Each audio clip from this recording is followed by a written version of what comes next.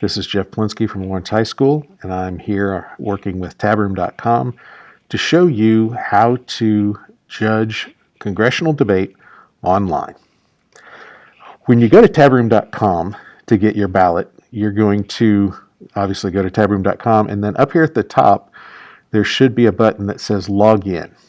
And once you log in, you will see here at the top your email address, which is essentially your username. Go ahead and click on that, and that will take you to a page that looks something like this if you have a ballot. Now your button here may be green and say start, and that just means that you have not yet started the round. I've already started this round because I've monkeyed around with it trying to get this video ready. But what you will do then is you will click on the start button, or in this case the ballot button, and that will take you to a page that looks like this, and this is where the actual ballots are to be found.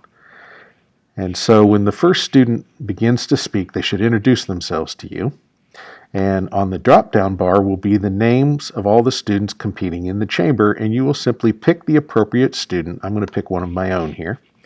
You're going to pick the appropriate student, and up will pop the ballot.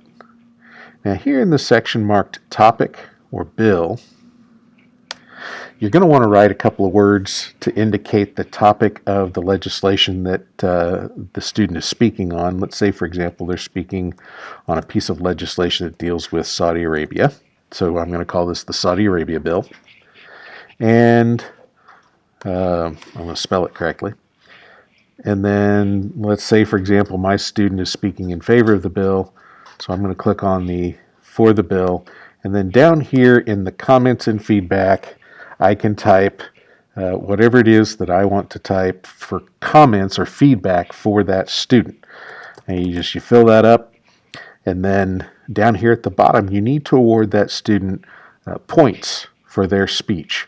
You can award anywhere from 1 to 6 points, and in this particular situation, the 6, the highest number, is going to be the good.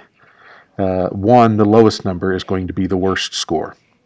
Once you've scored that speech on a 1 through 6, you will then click Save New Speech, and that will save that ballot so that at the end of the tournament, the student will be able to see your feedback and their scores, etc., etc.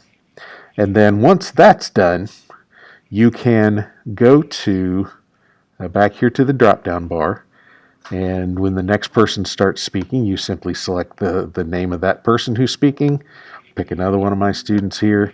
You'll pick the name of the student that's speaking, and again, if it's not still in this window, you'll want to type in the topic of the piece of legislation. I'm going to type Saudi Arabia, because perhaps this time the student is speaking against the piece of legislation. And again, I'll be able to type whatever it is that I want to type here in the comments and feedback that student and their coach will be able to see. And again, I will record points and then click Save New Speech. You will do this for every speech that's given and for every student that gives speeches. Once the session is over, you will click on this button that says Rankings. And I've got a warning here because it tells me I haven't awarded points to the presiding officer, and because there's not really a round happening. There's no presiding officer that's been selected yet, but you will have a presiding officer, and you'll need to make sure you award them points just the same way you award speech points to the students that gave speeches. 6 points if you think they did a tremendous job, 1 point if you think they did the worst possible job, and numbers in between accordingly. But what you will see here is a list of the students' names, their speech scores that you gave them, and then a box over on this side that will be where you rank those students in the chamber. On this page, number 1 will be the first, who you think was the first place, number 2 for second place, 3 for third place, and so on. You need to rank the top 8. And everyone beyond 8, you just leave blank. The machine will automatically put a 9 in there for them. And we use those rankings to determine who will earn medals. You will be one of 3 to 5 judges who judge that student. And so yours are not the only rankings. But do take some time and be diligent to try to make sure that you've picked students you really think did the best in first, second, third, and so forth and so on. All right. So that's essentially how this works. If when you click on your email address up here at the top, if you don't see a screen that looks like this, it's probably because you're here a little early, and that's a good thing. But right down here, if you click on the button that says Upcoming, it will take you to a page with all of your upcoming ballots, and that is then where you would find your ballot. Your page actually converts to this once it's time for the round to start. If you're in very early, you may have to go to Upcoming to find it.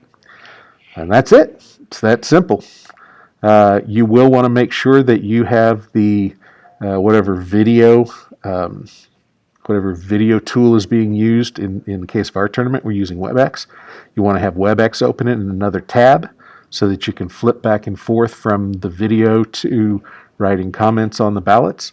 But other than that, it's pretty simple. Thank you for judging. We couldn't do it without you.